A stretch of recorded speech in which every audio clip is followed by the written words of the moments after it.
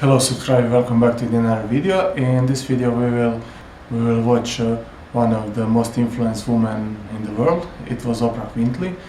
She was tortured in his childhood. She also the black woman, she is the woman, and she proved to herself and to others that if you are black, if you a woman, you can achieve something very big. So very much of her life is not very easy, and she fight through the life and achieve something very famous. Let's look at his top 10 rules for success.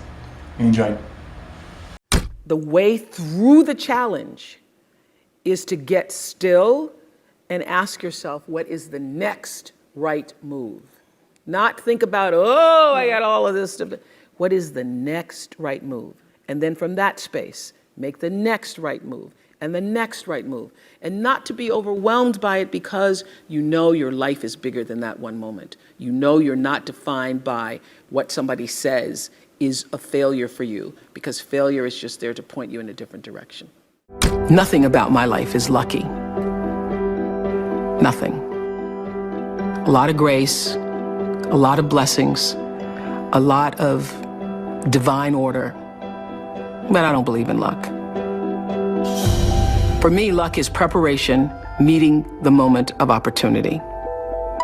There is no luck without you being prepared to handle that moment of opportunity.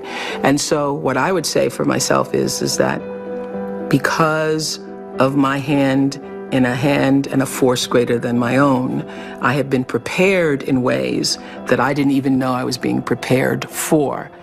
And the truth is, for me and for every person, every single thing that has ever happened in your life is preparing you for the moment that is to come. You don't have to hold yourself hostage to who you used to be or anything you ever used to do.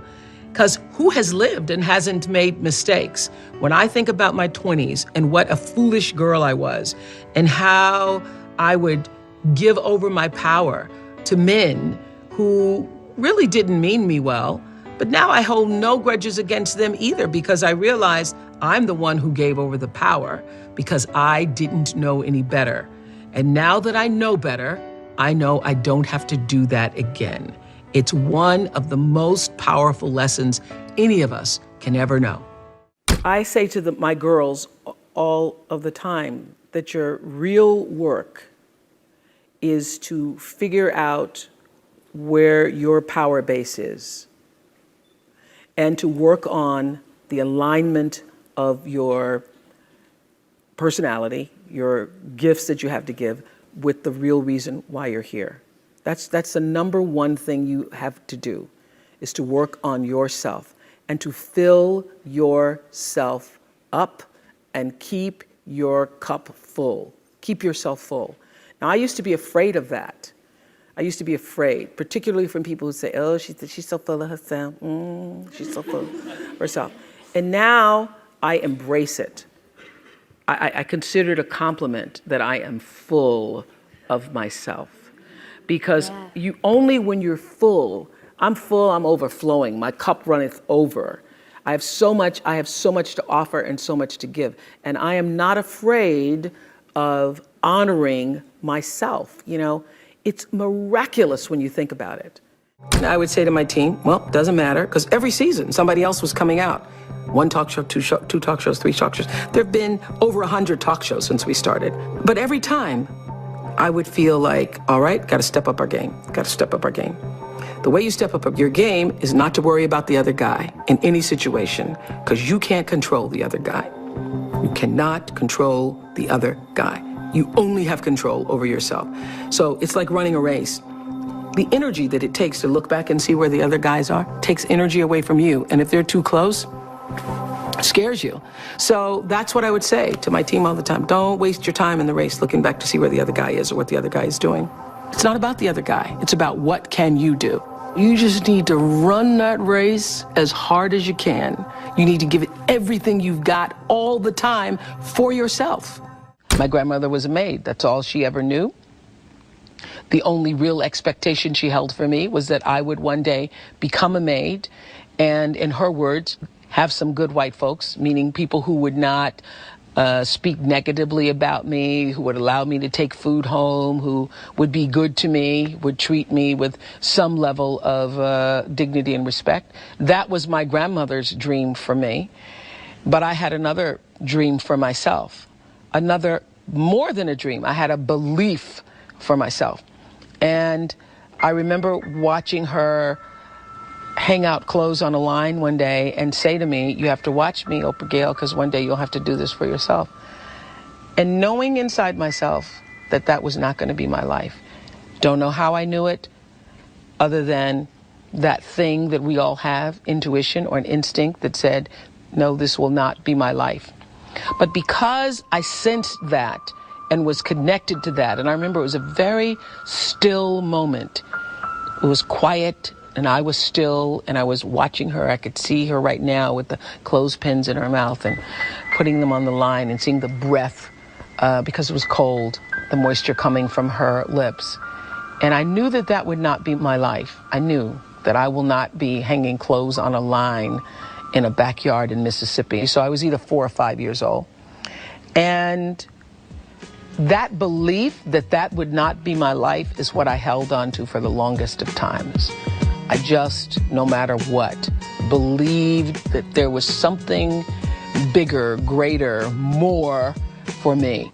I always understood that there really was no difference between me and the audience. At times I might have had better shoes, but at the core of what really matters, that we are the same. And you know how I know that? Because all of us are seeking the same thing. You're here at this fabulous school, and we'll go out into the world and each pursue based upon what you believe your talents are, what your skills are, maybe your gifts are, but you're seeking the same thing. Everybody wants to fulfill the highest, truest expression of yourself as a human being. That's what you're looking for. The highest, truest expression of yourself as a human being.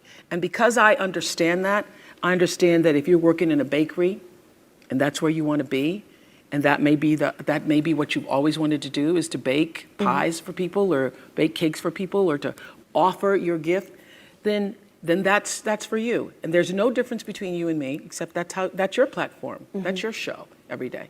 So my understanding of that has allowed me to reach everyone. To reach everyone. And there's no way that you wouldn't, because that's what I truly feel. A lot of people don't know their purpose.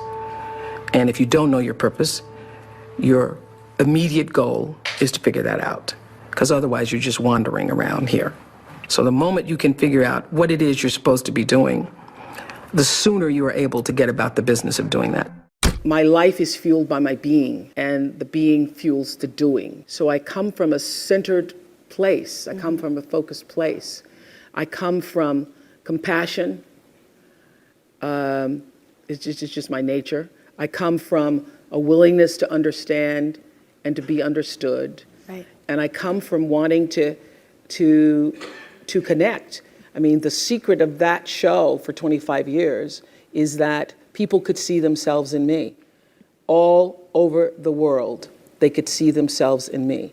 And even as I became more and more financially successful, which was a big surprise to me, I was like, oh my God, this is so exciting. You mean you got more than that 30,000? I got more than 30,000 by the time I was 30.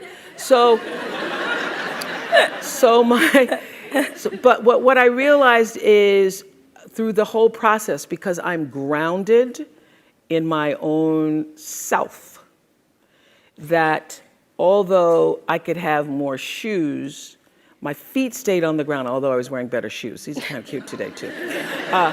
So I could keep my feet on the ground, even though I could get more shoes. And I could understand that it really was because I was grounded. I've done was doing and continue to this day to do the consciousness work.